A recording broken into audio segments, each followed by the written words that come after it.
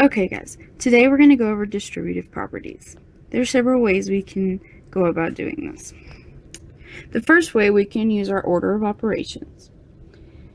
We know we start with the parentheses. Here we have 6 times 4 plus 2. I'm going to simplify what's inside the parentheses, so 4 plus 2 is 6. Then I'm going to multiply. 6 times 6 is 36. Another way we can do this is to distribute. We know that when we have parentheses, it means to multiply. Here I have 6 times 4 plus 2. So I'm going to break this down. 6 times 4 plus 6 times 2. 6 times 4 is 24. 6 times 2 is 12. Then I'm going to add these two to get 36.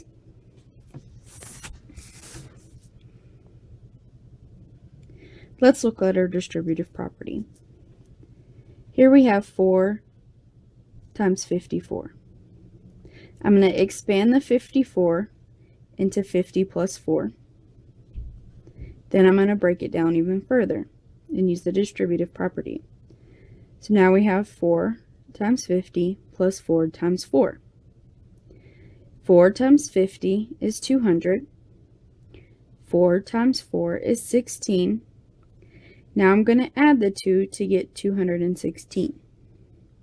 Let's try some examples. Here we have 5 times 85.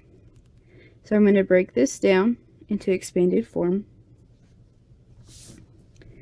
to get 5 times 80 plus 5. Then I'm going to break this down into the distributive property. 5 times 80 plus 5 times 5. 5 times 80 is 400. 5 times 5 is 25. This gives me 425. Our next example is 6 times 72. Once again, I'm going to break this down and expand our parentheses into 70 plus 2. Now I'm going to use the distributive property. 6 times 70 plus 6 times 2. 6 times 70 is 420. 6 times 2 is 12. Now I'm going to add these to get 432. Now try a couple on your own. Another way we can do this is using combined multiplication and addition written as an equivalent expression, then we solve. This is like our example number 1, where we use order of operations. So here we can simplify the parentheses and then multiply. So 7 plus 2, 8, 9. So now we have 9 in our parentheses, and we still have times 6. 6 times 9 is 54. 54 is your answer. Our next example, we have negative 2 times 7 minus 6. We can simplify the parentheses. So 7 minus 6 is 1. And then we bring down our multiplication by negative 2. Negative 2 times 1 equals negative 2. If you're confused here, go back and look over your integer properties of multiplying. Our next example is 6 plus 3 times 5. I'm going to simplify the parentheses. So 6 plus 3, 6, 7, 8, 9. I'm going to bring down our multiplication by 5. 9 times 5 is 45. One more. Here we have 7 minus 2 times 4. I'm going to simplify my parentheses. 7 minus 2 is 5 times 4 equals 20. That is your answer. One final way we can do this is to simplify equations so you can solve them.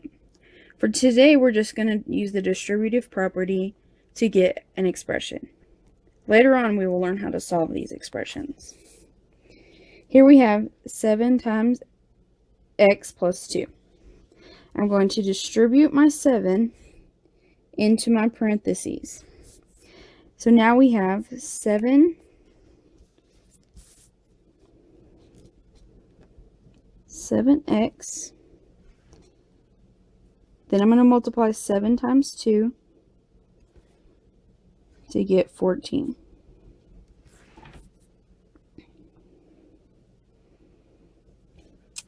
The next one we have 5 times b minus 8. So I'm going to distribute my 5 into my parentheses. 5 becomes 5 times b. Then we're going to have, I'm going to multiply 5 times 8, which will give me 40. And I keep my subtraction sign. Let's try 2 more. Here we have n minus 2 times 10. Even though the 10 is on this side, I'm still going to distribute into the parentheses. So now I have 10 times m minus 20. Because 2 times 10 is 20, and I keep my subtraction sign. Let's look at your worksheet for the day.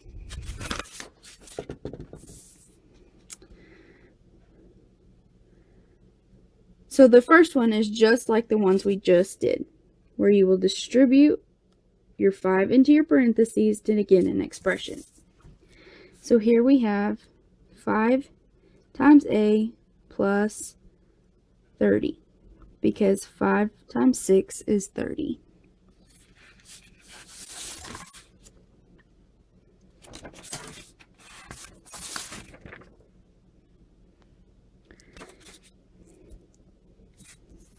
Let's look at one that you might not recognize. Number 7 is going to be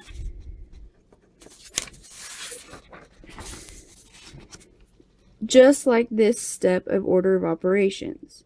Instead of having 6 times 4 plus 2, they went ahead and skipped to the multiplication step. So here you're just going to go ahead and multiply 6 times 2.5. You can do this by hand or with your calculator.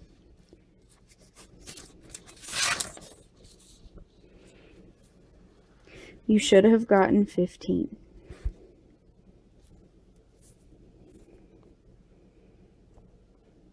Let's look at number 10.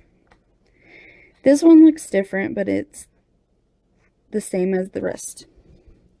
All you have to do is follow your order of operations. You can also look back at your integer rules for adding and subtracting. Because we're adding here, we're not going to have to do keep, change, flip. So here we have 8 plus negative 2, which is 6, plus 7 equals 13. Then we have 13 plus negative 5. Once again, we're adding here, so we don't have to do keep, change, flip. So 13 plus negative 5. So actually, we're going to subtract them because they have different signs. So 13 minus 5 is 8. Continue to the back for word problems.